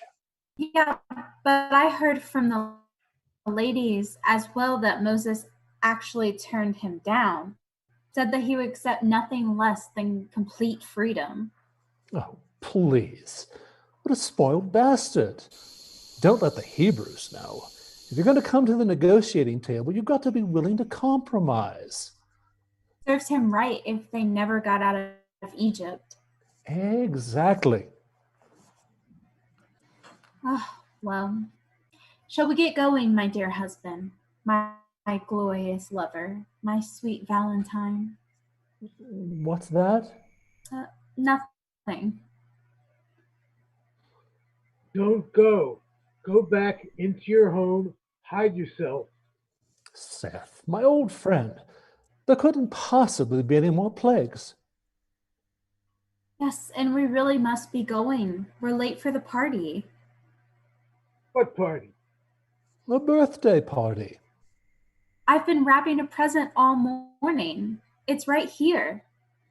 Whose birthday? The Pharaoh's firstborn son, of course. The whole city's invited. Yes, so come down out of that tree and join us. Do like parties. Well, all right then. And no more talk of plagues. I suppose not. And thank you, both. For what? After a year of plagues, I was going a little batty. Thank you for stopping and taking me down. I'm glad you just didn't pass over. What's that? Nothing. No plague. Thank you. Love that. Good. We got you all trained. You can also put up your hands clapping, I think, as well, if you click in a certain area. And why ever not? Plagues. Plagues, we love them. It's so long since we've had one, isn't it? Yeah, I know. Next up, and I believe David's getting this ready as we speak. Let me know when you're ready, David, is Walking Warm. And it is, am I right? No, that was Walking Warm. Yeah. Walking Warm is next. Walking Warm is next. Is next, and it's number 8 on our list, possibly 9. Who knows nowadays? It's by Nora Louise Syran, and the characters for this are 3 sisters, and they are Rebecca, the oldest, Sarah, the youngest, and Charlotte, the middle child. Do we have actors ready? Who is playing Rebecca? Say your name. Sarah Pardis. And Sarah, who is playing the youngest, Sarah. You may be muted. Lauren, thank you. Charlotte, the middle child. Bruce Stanley. Excellent. And the stage directions are going to be read by? Just the beginning, I think. Just the beginning? Yeah, I'll just read the beginning. Yeah. All right, then, ladies and gentlemen, again, PDC1.org, Bake-Off Festival, which will turn into a 24-hour festival, and the Free Fringe Philadelphia Festival, 24 hours, running for 24 hours. How about that? And will you put your hands together but mute yourselves if you're not one of the aforementioned 4 people above? And thank you very much. Enjoy. Walking Warm by Nora Louise Syran. Chincoteague, Virginia. 3 sisters sit outside a summer cottage under an umbrella, shucking corn in the late afternoon, turning early evening summer sun. It's Rebecca's summer home. The others, Sarah, the youngest, and Charlotte, the middle child, are visiting. This one's no good. The kernels are all dried up. Hand me another one, will you? Didn't get enough water. They need lots of water, you know. Corn. I know. Dangerous too. Huh? Intersections, cornfields. You can't see the other cars coming. Well, you chose to live here. Who's ever heard of Rhyme, Illinois? What sort of name is that? Rhyme, Illinois. Is Evanston any better? Sort of Chicago, but isn't.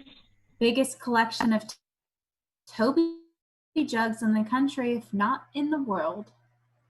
What is it with you and those things? What is a Toby jug? Mugs with the sitting figure you drink out of. Have they got one of Trump's?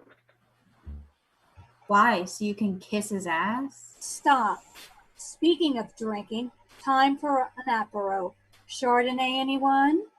Too oaky. Tastes like I'm licking a tree. I like it. Me too. To each his own. I didn't buy anything else.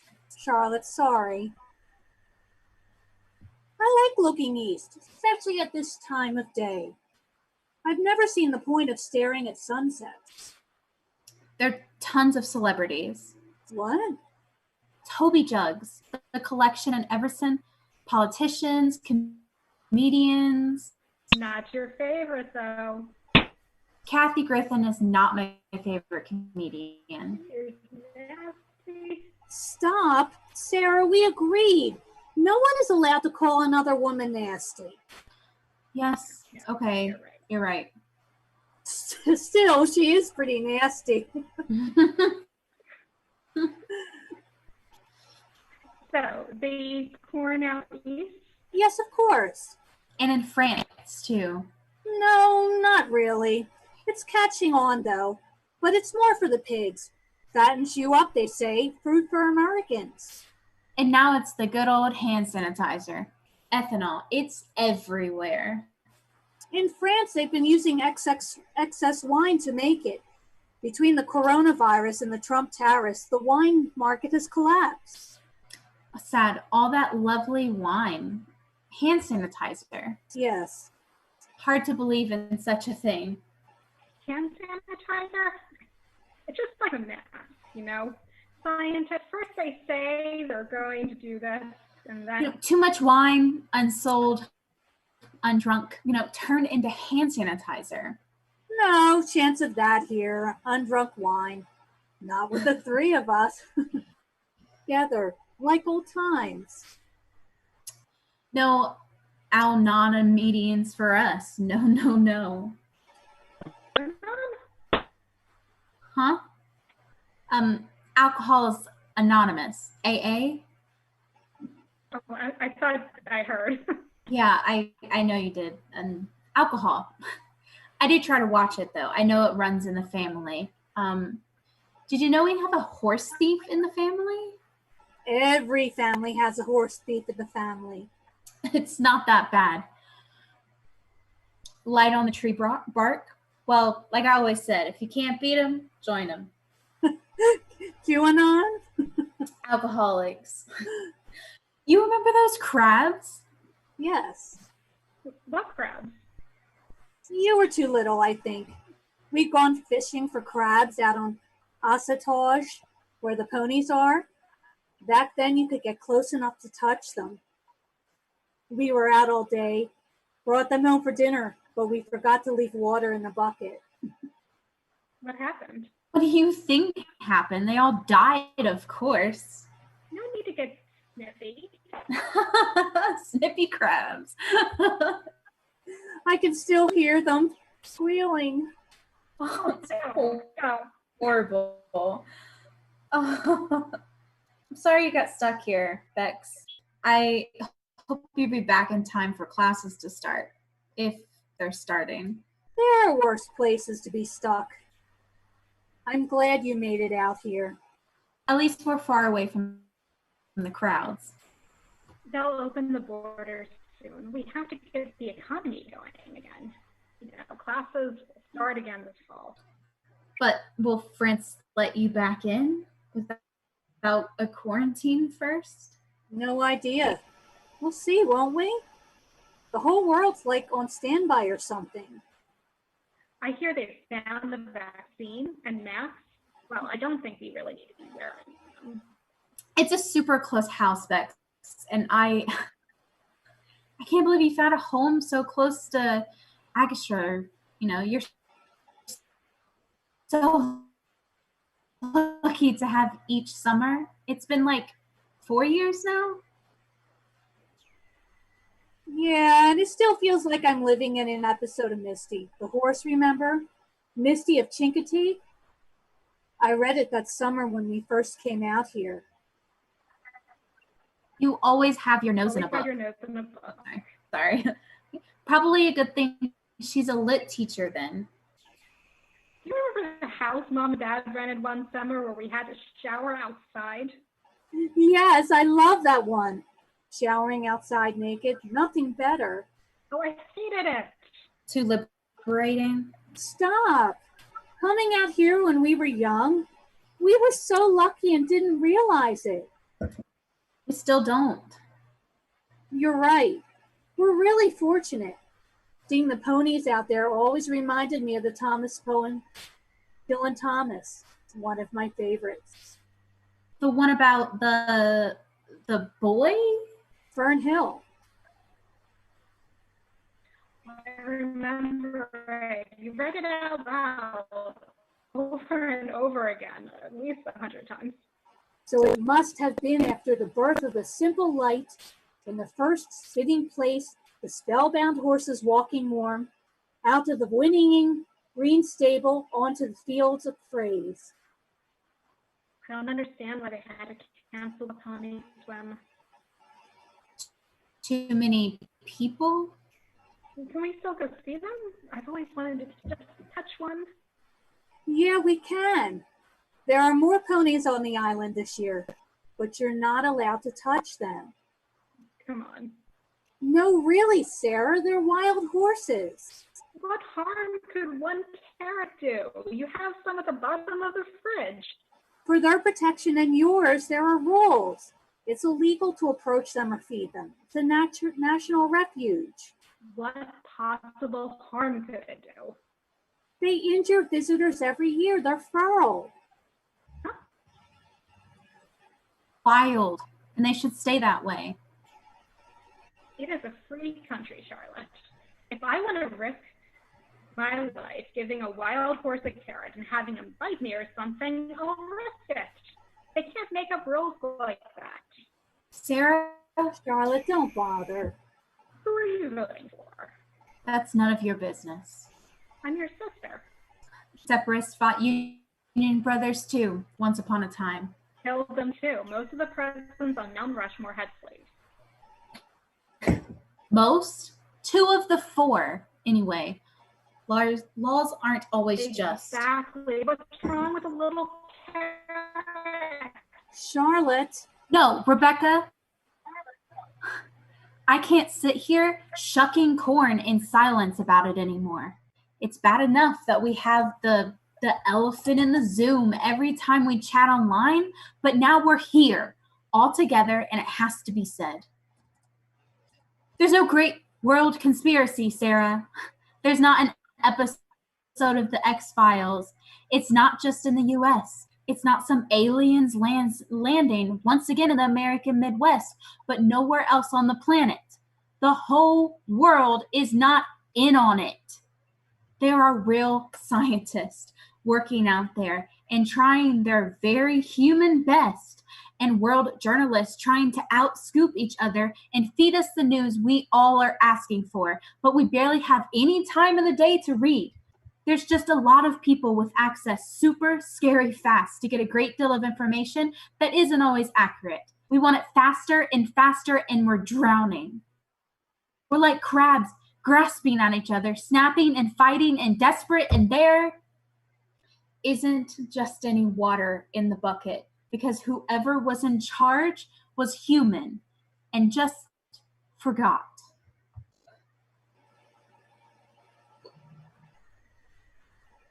Still think Hillary Clinton is nasty.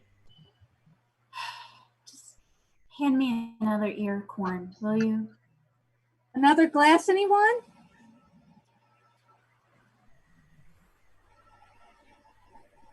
Yeah, Beautiful work. Thank you. I started recording before I turned off my microphone on and put my headset on. So, yay. Thank you, everybody. Waving, smiling. That's grand. We have 36 people left in the audience, which includes us. Thank you, Steve Lippy, for clapping up high. Right, we're coming now. It's 3:53 p.m. So we're coming up to that's a long Zoom meeting, and I'm wondering how everybody's doing. We probably have time for one. Yep, I wasn't being seen there. We probably have time for one last play, possibly two. So let's see.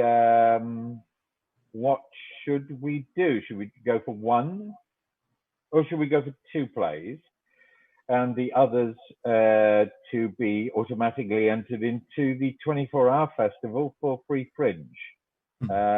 Or do you want to go for another 2 hours? Why not? How about a half hour? Another half hour is a possibility. Thank you, Bill. I should go for all the ones that were cast. We could, but that would be another. How many plays have been cast? Okay, one at a time. Caitlin. How many plays have been cast? Two more. Blind Date and Pub at the End of the World. What about WWKGD? What about Santa? The Santa situation? Santa situation, yeah. Santa situation has been cast. Wild horses. Wild horses. Santa situation has been cast. Pub at the End of the World has been cast. Tiger has been cast. Wild get past Tiger. Horses. Quite a few. Yeah, quite a few. If we did them all, we'd be here till what day is it today? Monday. 30, we'd be here till Monday. 4:45. Yeah. It's entirely up to folks to decide. We should certainly do the next one on the roster because we can finish a little after 4. We started after 2, so I think we should certainly start. There is a note from one of the actors in the chat that Daniel, who was cast in Santa and Wild Horse, can't stay past 4. Thank you for that. Thank you, Daniel. Thank you, James. So we could, the next play on the list, I believe, is on our list is The Pub at the End of the World, number 9. Oh, please do that one. Well, of course you would say that, wouldn't you? So let's do The Pub at the End of the World. David, James, what do you think about that? Pub at the End of the World, one more play, and then talk again. Talk again. Yes, everybody? Am I unmuted now? Yes. Good. Yes. Bill, are you in Pub at the End of the World? I am, yes. I play the man. I don't know all my lines, but I play the man. Ha ha ha. And who else is in Pub at the End of the World? Do people know? You are being. Who the said woman. I am? Okay. Nora. Sorry, Nora's the woman. Okay, Nora. Nora's the woman, and AJ, I'm playing barman. And AJ is playing a man who sells is playing the barman, and Bill, you sell stamps for a living. All right, so this is the pub, ladies and who's reading the stage direction? Do we know who's reading the stage directions? Okay, I'll do it. I'm sorry, I was muted. We don't really need them, except for just at the opening, if you want to read that. Okay, I'll read that. And thank you very much for watching what looks like the end of this particular part of this festival. But hooray, we get to go on with all these plays and more in the Free Fringe Philly Festival in September and, of course, worldwide. And so without further ado, I will start reading the stage directions for The Pub at the End of the World, a Zoom play by Leslie Slate. Barman owns a pub at the end of the world. Man sells stamps for a living. He's looking for husbands for his 37 daughters. And a woman who sells water for a living, looking for wives for her 37 sons. The setting is a pub at the end of the world. At Rise, the barman is busy wiping the counter, polishing glassware and the like. Man enters and sits at the bar looking exhausted.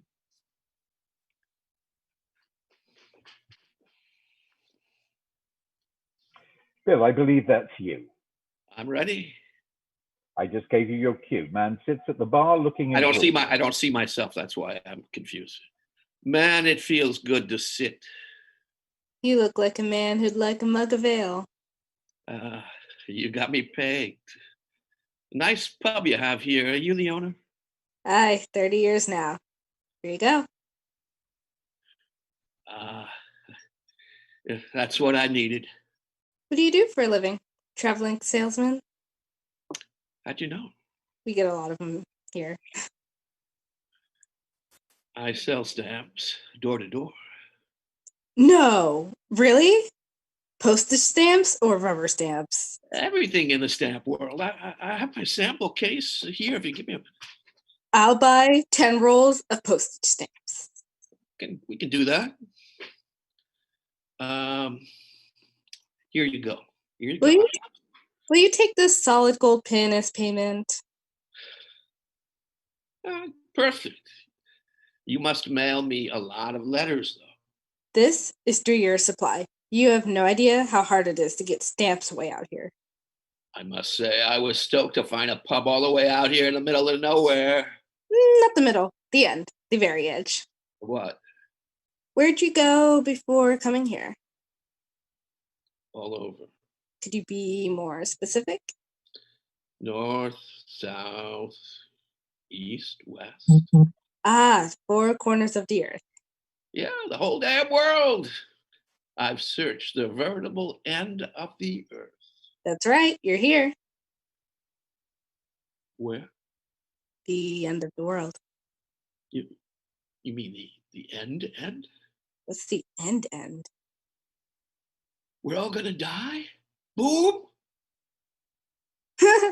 Never heard that one. No, right here is the edge of the world. I don't know what you're talking about.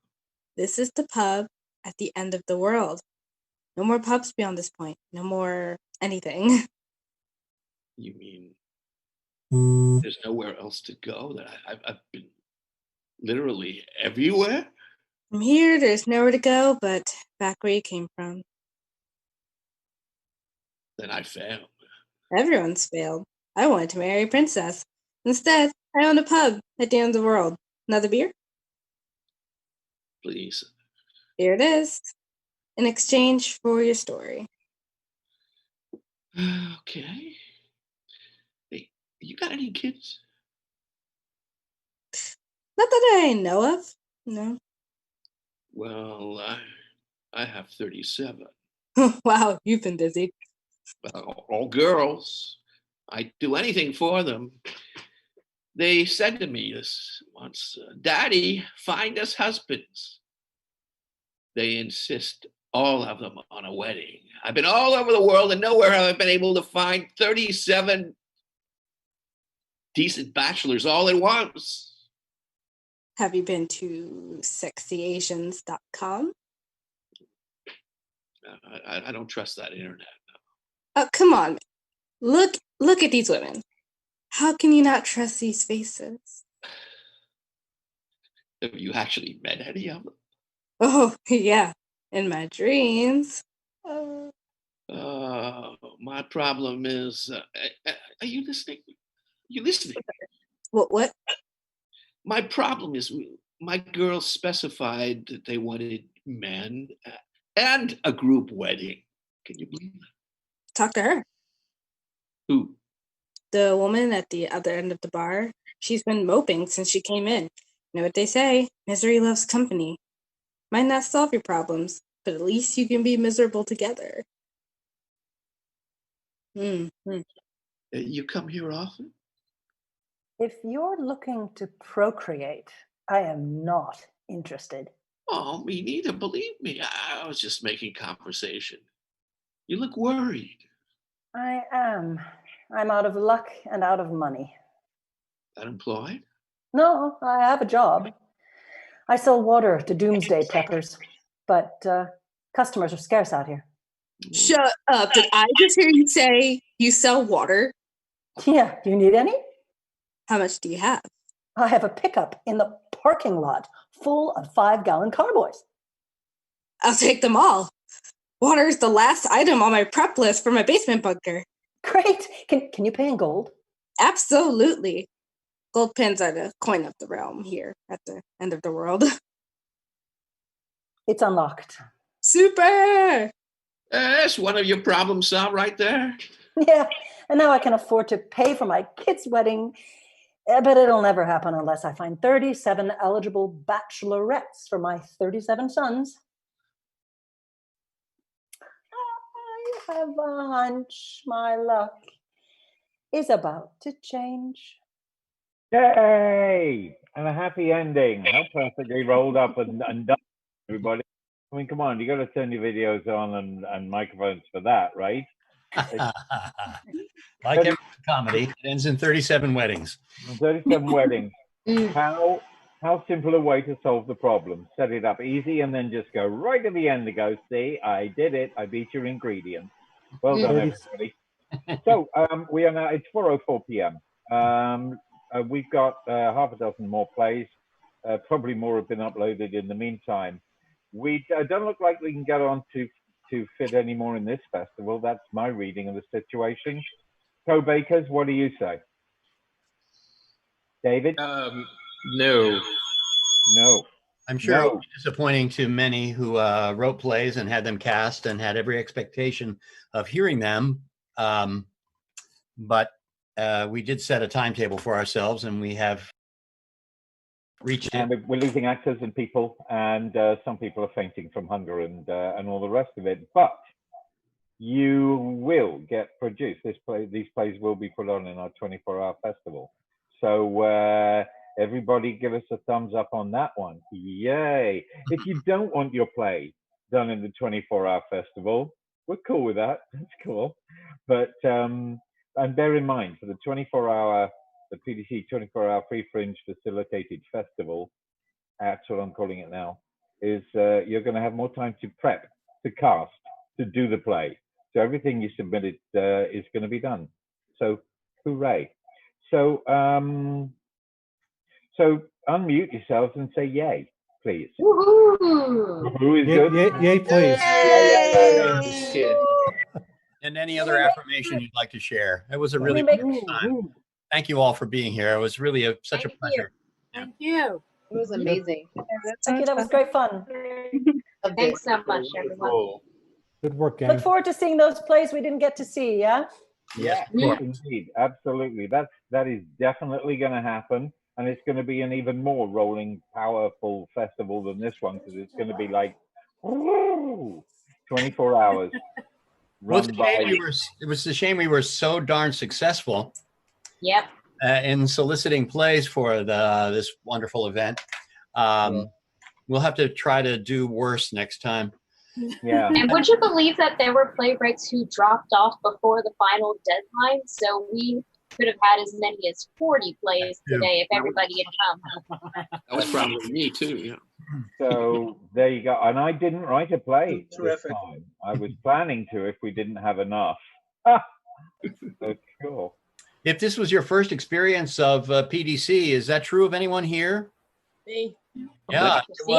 We've got a lot of programs going on. We do annual production events, and we have an every other week Playwrights happy hour that you must attend. If you have any interest in getting your news pages read by fellow playwrights and cast by actors who attend, it's a wonderful workshop and a terrific way to increase your networking with other talents in the area. Highly recommended. And of course, we've got pre-production workouts available for anyone who's planning on putting a show into the Free Fringe. And I'll shut up and let others of my co-hosts talk about other things we're doing. We've got half a dozen programs, which some of which are new, and some of which are being relaunched.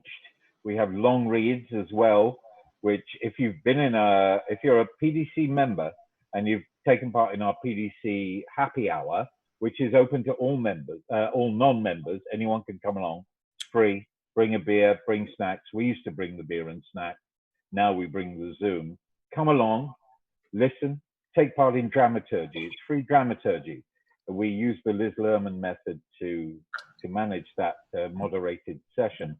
But we have full-length readings of plays of PDC members.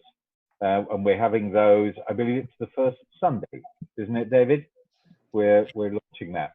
Yes, on first Sundays. That's Yeah. right. Starting So, September 3rd. First Sunday starting September 3rd. That, again, we recommend, and we have the people in the PDC, and you probably know people who can help self-produce a staged reading. So you, remember, it's Zoom. You can tweak your background. You can add in sound if you like. You can add costume, lack of costume, whatever you want. It's a fun way to pitch your play, get it looked at, get it seen, get it heard, and get to work with actors. Because once you've written a play, like most of you, many of you may know, you write the play, you give it to actors, oh shit, it's all different. And that's the gig. That's the actual gig. That's part of the play development. So join us. 4 or 5 events a year annually. So we do those too. And we try and lead up to something where there's something with quite high production values.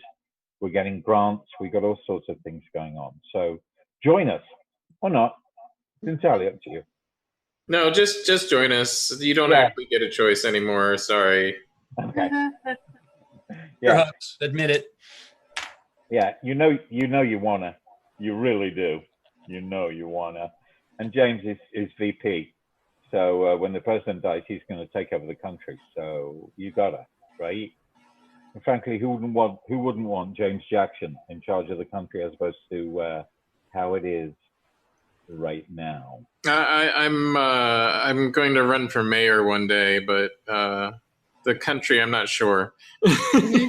James, if you're related to Andrew Jackson, that would be very conflicting for me, but it'd be interesting.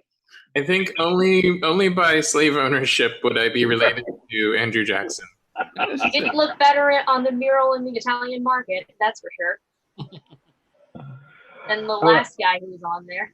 One last personal thank you to Nora Louise Syran and to Larry Beck for acting so beautifully in my script. I really appreciate it. I loved all that I heard from our cast members today, but in particular, thanks to those of you who helped me put on Sandcat. Thank you so much. Yeah, folks, if you did have anybody in your shows, shout out right now and say thank you. I don't care if it's Again, thank you, ladies. Great job, guys. Thank you. Don't forget on Facebook. Lauren, you took the Shinkatig line as well? Lauren. Wild horses. Was Yeah. that the Shinkatig one as well? Was that the ingredients? No, my Oh. The last time was the end of the world. End of the world. And No, it's Ruth. I'm sorry. no, it's not wild. Yeah, wild horses was mine. That's it. Okay. And Yeah, it was about. It was about the end of the last pub at the end of the world. Understood. Okay. So, Okay. And then it turned out to be there was a employee that worked there that's an alcoholic, and he's deciding whether he takes a drink or not. The world. Well, don't spoil it. We'll get to see it. That's Okay, all cool. I'm saying. That's all That's the blurb I line. could have you, Good and blurb. I would just love to briefly sign off the broadcast and take us back to the title card, Mark. So if you could give any final thoughts, and we'll keep the Zoom open for everybody to chit chat and do their after show beers. Cast party. That works for me. Thank you again, everybody. Thank you for tuning in. If you did, those of you who did, I have no idea how we can find out who tuned in. Just to remind you that all this recording is available, but only under the Creative Commons. You may not sell it, you may not abuse it license. Check it out on the web, Creative Commons. Brilliant, everybody. Thank you so much for checking in and making this an overstuffed success. Somebody once told me it's never a bad thing when you have to turn away audience if you're too successful. So cool. We will now expand to a 24-hour festival in September. Hope you'll join us for that. You will, right? Yes. will. They absolutely all will. They've been dragooned into joining us. And I would like to give a quick thank you just for everybody watching on our multiple other channels. We have Facebook, Mob Crush, Twitch, Twitter, via Periscope, and YouTube. I don't believe I have a Mixer account. But you can find this broadcast pretty much anywhere on the internet other than Mixer. And I'm going to go to the title card and say goodbye to our online guests, our streaming guests, and we will be here in Zoom having our little cast party. Woo! Okay, David, do you have the champagne?